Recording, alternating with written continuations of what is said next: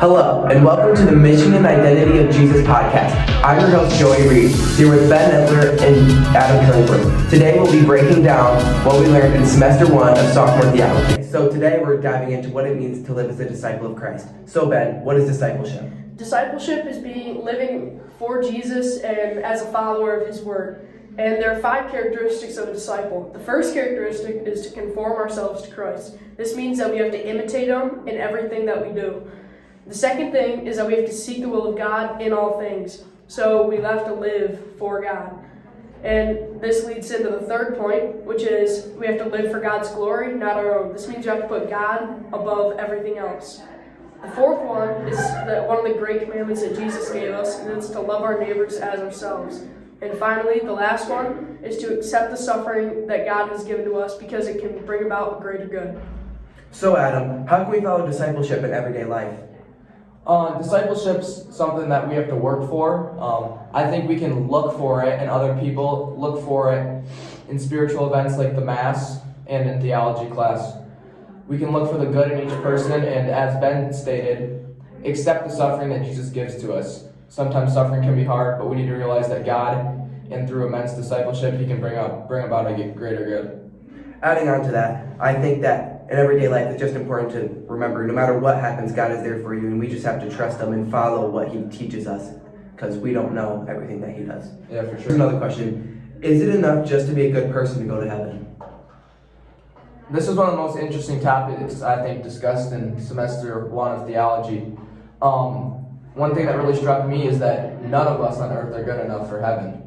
Neither the biggest atheist in China or the most devout Catholic we know are the saints. Nobody's good enough for heaven. But the church also teaches in the catechism that it is only through God and through the church that we can earn our salvation. So I'm going to swing it over to Ben.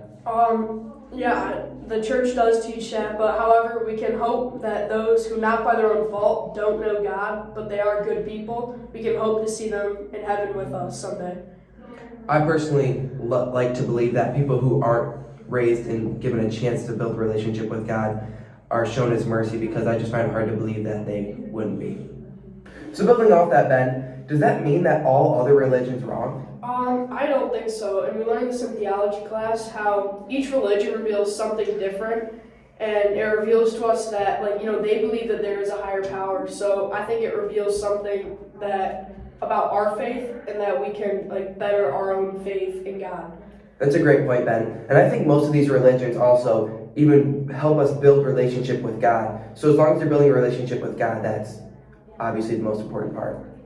Yeah, for sure. I agree with Ben a lot on this, is that the beauty in the world, they all associate it with someone divine, something divine, which is God or their other form of God. So if they can see the beauty in the world and know that it just didn't come about randomly, then that's okay. And I actually have a question. So if that means that all our religions aren't wrong, then why do we need the church, Adam? So we need the church for salvation, obviously, as we mentioned before, but also the church has the sacred tradition like no other.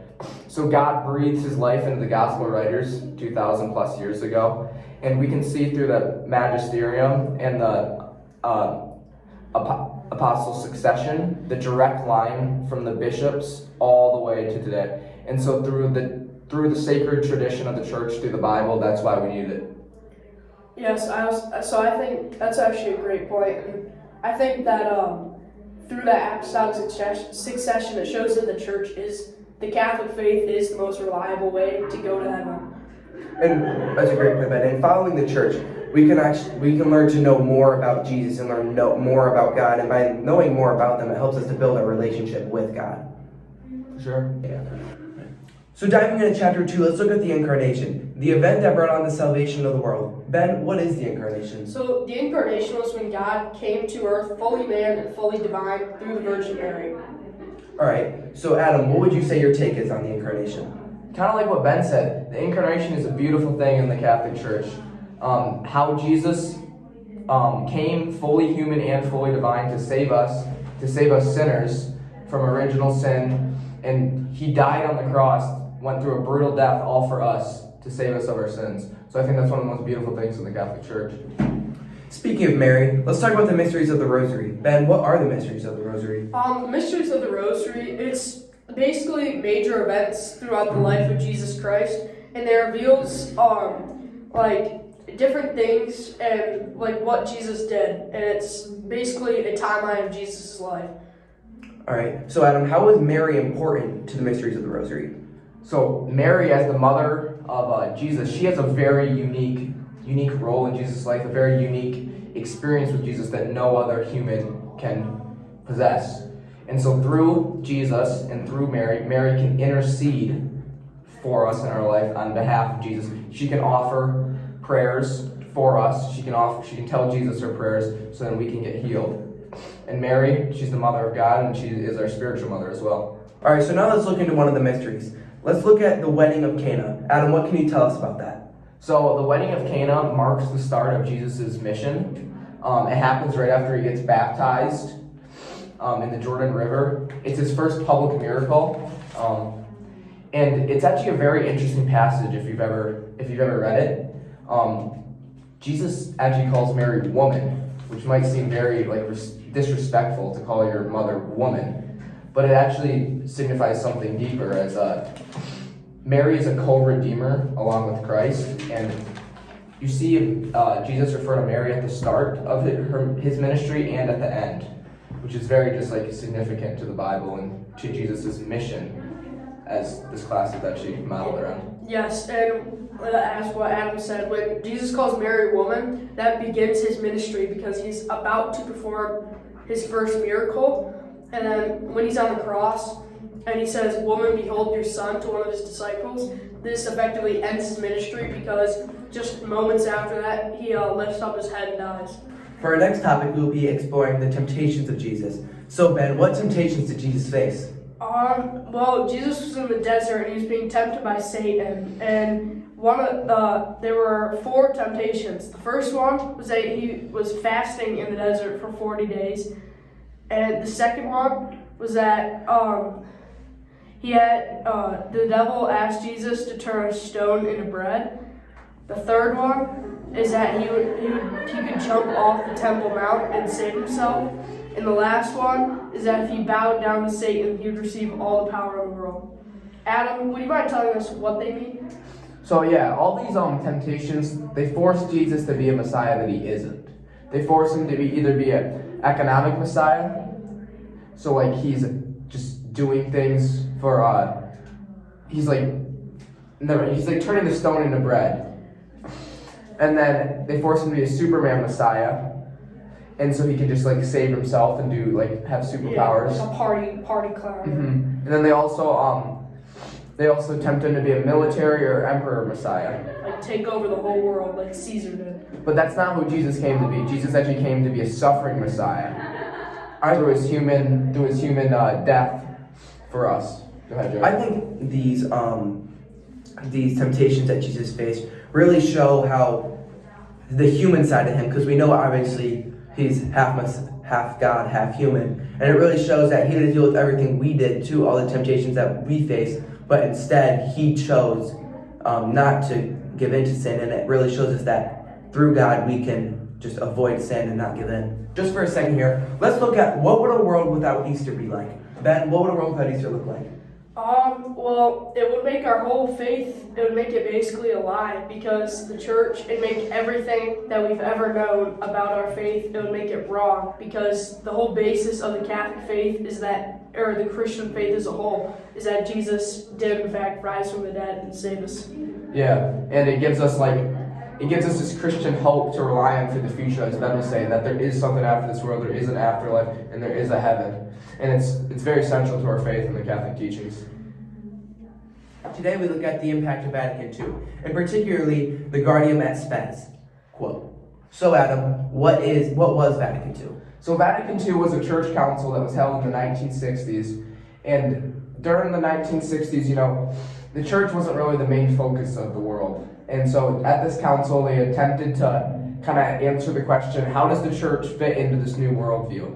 And as Joseph was just mentioning about the Gaudium et Spes, it was constitution or a document that formed out of Vatican II? Ben?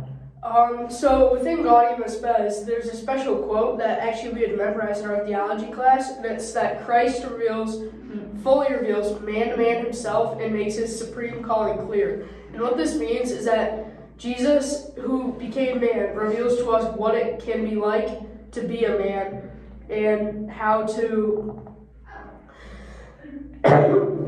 follow out his supreme calling, which is to be holy and with him.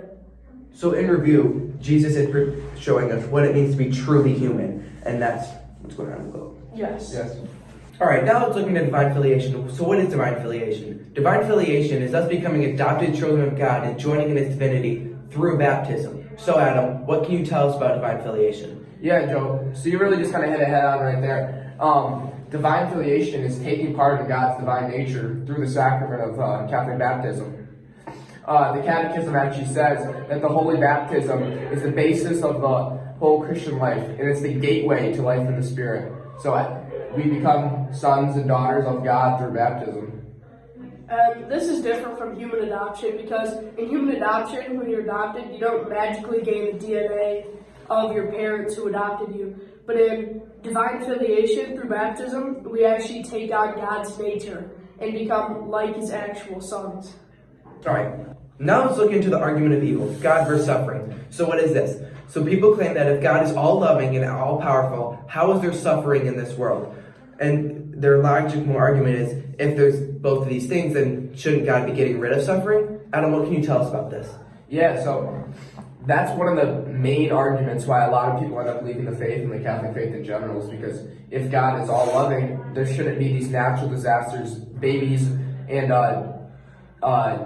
young youth shouldn't be dying of cancer or other illnesses, and it kind of takes them away from the faith. But what we need to realize is that God, He is outside of space, time, and matter. So He has this divine plan for us and for the world that we can't always see in the moment. And sometimes these hardships in our life encourage us to more of a life of faith and a life with Christ.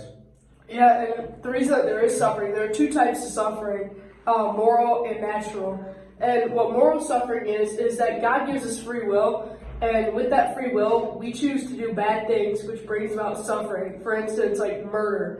But for natural is like, disasters or cancer, and God's plan for that is that it brings about a greater good in us, and it can draw us closer to Him. But the reason why some people view that as bad is that they reject God due to that suffering. And one person that had this immense amount of suffering was Job. And so, Job in the Old Testament, it was a book he was a very faithful man, and he loved God and all of and he had many possessions. He was a very wealthy man, lots of kids.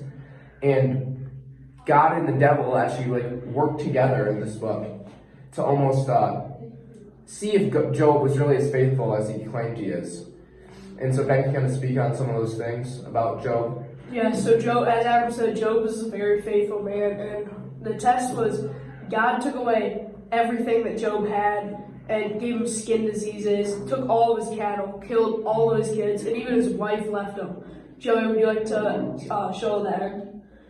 So yeah, at the end of Job, after everything he went, and the bet was, will he curse God's name? And he never cursed God's name. He avoided sin. But he did curse the day he was born. So Job wished he was never alive. He hated his life, but he never turned away from the faith. And then at the end of it, he got everything he wanted back in double. And that just shows if you're faithful to God, that good will come out of it, and you will achieve salvation. Thank you for joining us on the Theology Podcast 2024. Hope to see you again soon.